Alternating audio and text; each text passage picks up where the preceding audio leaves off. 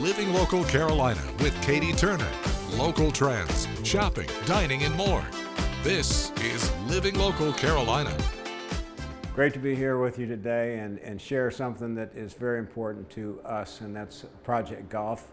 I'm Gary Shaw, and I want to share with you some enthusiasm I've got for the program since I was here with it when it started in 2018. We were a nonprofit given birth by our parent company, Golf Tourism Solutions, which has been driving golf in Myrtle Beach for 5 or 6 decades. And they looked up a couple years ago and said, we are bringing a lot of people into Myrtle Beach. We call ourselves the golf capital of the world. From the Rust Belt all the way up into New England, out west, people are coming to Myrtle Beach. But they said, just a minute, we've kind of ignored this exploding metropolis of Myrtle Beach of residents, locals. So they said, why don't we let's find somebody that can run this nonprofit. We want to bring the game to our disabled veterans, our underserved youth, and the beginners. So we'll grow the game, and we'll take the game to these golfers. We'll try to remove barriers that are in the way of their playing, and the biggest one was access and instruction.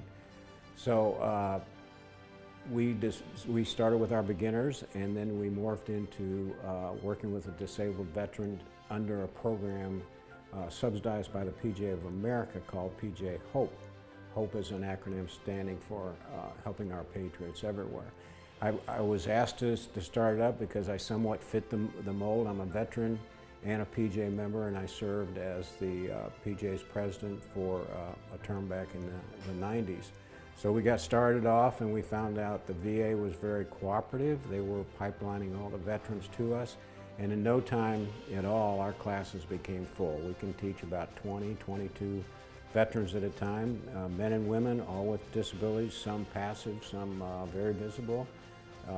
And we feel like we're doing some good, and we're getting these veterans back into society, and they're doing a good job of engaging with other veterans to play golf. And we're finding the same thing with the beginners. And we haven't quite developed a full-fledged junior program, but we know that's going to be the case, where we'll remove barriers to their getting into the game. And the PGA told us when we started PGA Hope, if you're anything like the other chapters around the country, you're going to save lives. And I thought to myself, as the executive director, that's a bit of a stretch. How do you save lives through golf? And after these 5 years now, Angel and I will agree that we are saving lives. We hear it from the veterans, we hear it from the veteran spouse, and we hear it from the veteran's family. So it's a great program. They're telling us how much at the end of the classes when they graduate after 6 weeks, what value it has to them, and that value is engagement with family and community. So we feel real good about it. And I would throw in on the statistics, the metrics from the PGA of America is that there are about 160 chapters in the country, and the Carolinas leads the country in registrations and graduations, and Myrtle Beach leads the Carolinas. So we're real happy about the visibility we've received. And as a nonprofit, of course, our goal is to seek funding. So that's our next real initiative, is to turn up the heat on getting donations. So as Gary was saying, the impact that we're making on our community is huge. We're creating a community of golfers. And our golfers are overcoming obstacles, improving their social, mental, and physical well-being. You know, with 22 veterans committing suicide each day, golf has changed their life, and in some cases, it's saved their lives. You know, some of them struggle 7 days a week, but for those 2 hours a day, they're coming out here and they're not thinking about those struggles. And because we're helping them with their abilities, and they're forgetting about their disabilities. And so if you guys would like to help us, please visit us at projectgolf.org and learn a little bit more about what we do and how you can support.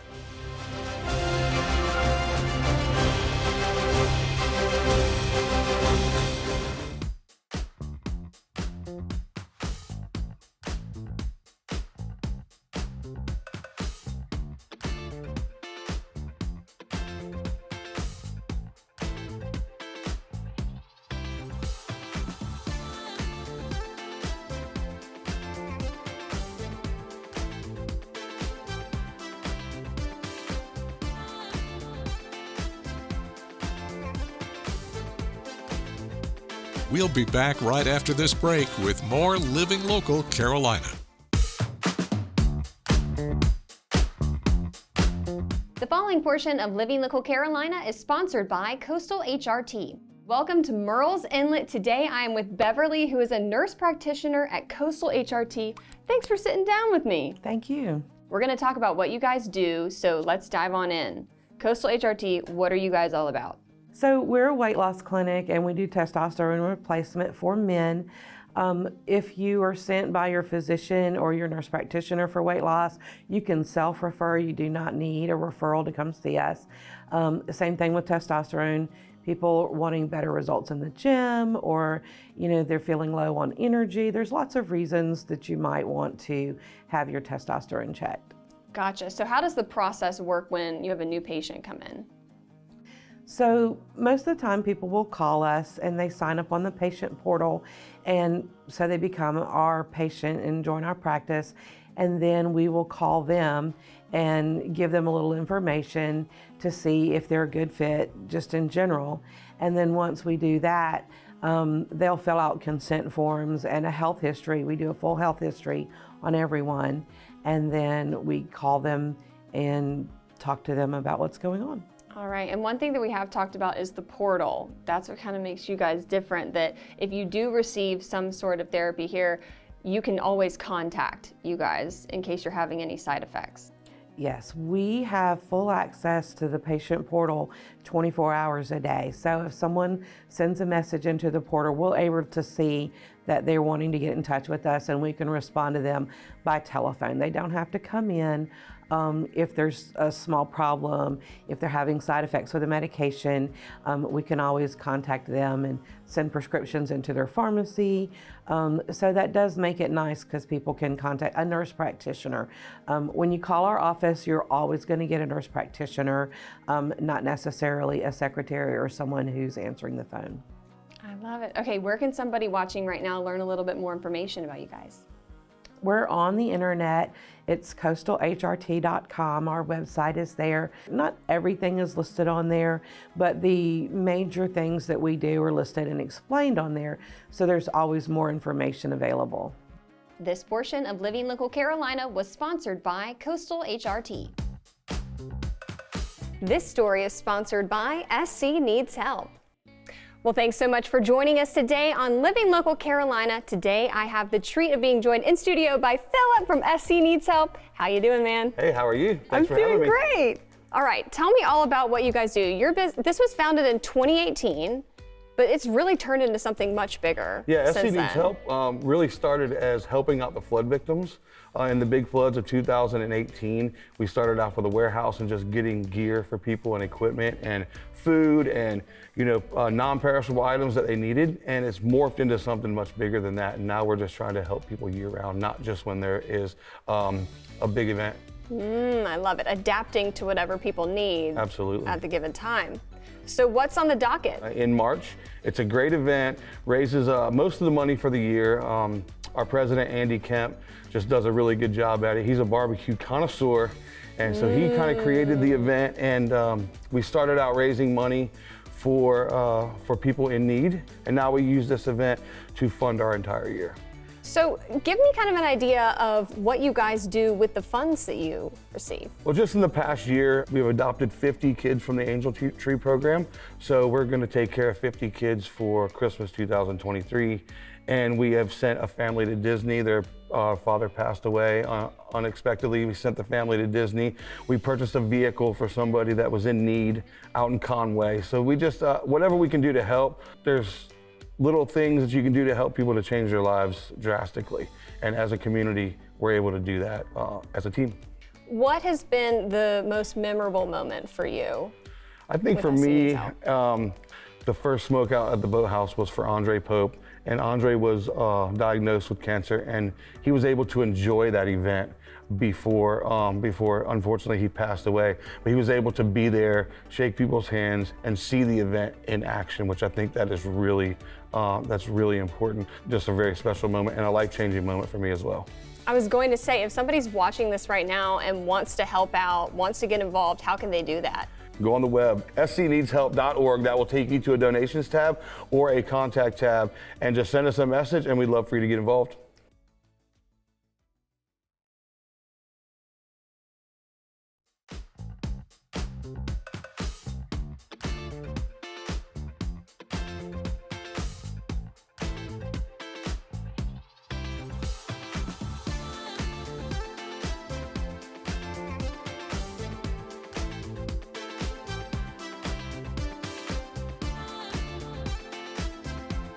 We'll be back right after this break with more Living Local Carolina.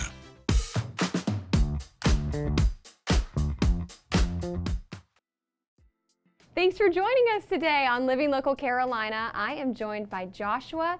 You are a self-proclaimed indie manga creator. Yes, I am. Yes, I am. All right, we got to get down to the bottom of this. Tell everybody what you do and how you got into this in the first place. So me being an indie manga creator, I've always liked anime, superhero stuff growing up. That was my main inspiration. But then I always had these ideas, like as I was going through things growing up, that I would watch movies and I was like, I could make that better. So in my head, I would like make these movies with my own characters, and I'll be sitting in class just daydreaming about these movies that I'm making in my own head. Eventually I started making an idea for some concepts for a manga, and I really didn't act on it until the passing of my mother before college, because my mom passed away then, probably 2 weeks after when my older brothers passed away. That was kind of what, I know that, I know how that's, but sometimes, you know, there's a blessing in the lesson, and in that lesson, it propelled me into acting on the things that my mom believed in me in doing. So I started with the manga. I really didn't get into after the college, where I felt like I could draw, but I wanted to draw everything myself. But I then took a course where someone was like, hey, if you can, get out of the way so somebody else can do it, because I'm looking at another 2 years if I try to learn how to do the manga style. So with that, I started on doing it. Started going to conventions, and I would first kind of pick people's brains. One of my early mentors, he was surprised because I just asked him, hey, can I get your number? Can I, reach out to you if I need anything?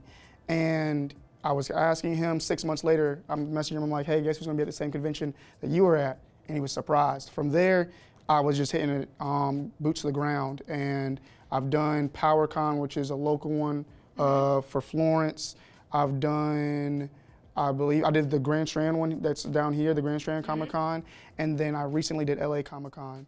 So that's big. That was a condensing of the timeline of how we got here. But my main project, there was one time I had a dream, and it was about Camgechi.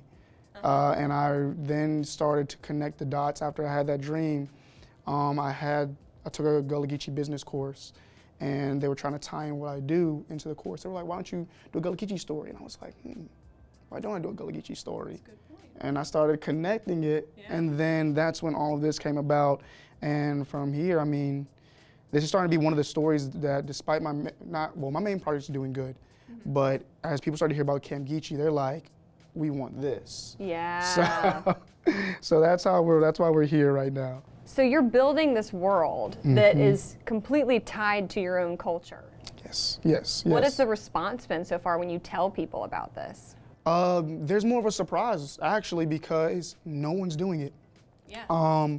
I go to a lot of these conventions and I ask people, about Gullah Geechee culture, and I even talk about how a lot of African Americans don't realize here in America, 80% of us have some type of Gullah Geechee lineage, but yet they don't know that they have this lineage. So when I bring up the concept of Camgechi, I have been quizzed a little bit, but I'm doing my best as I'm learning about my own history, that I'm, putting it into the story.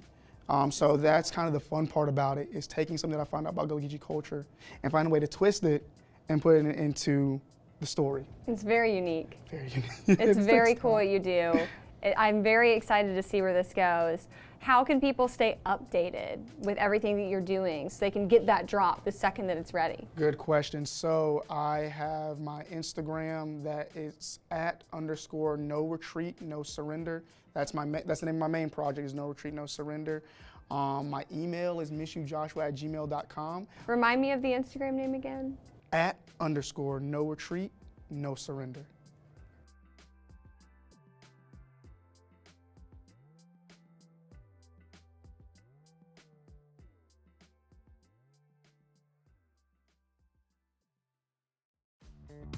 Don't forget to like our page on Facebook and follow us on Instagram and Twitter. How to use the QR code. Just open the camera app on your smartphone, iPad, or tablet. Point your device at the QR code so the QR code appears on your screen. Your device will recognize the QR code and show you a notification. Click that notification and you'll come to our website.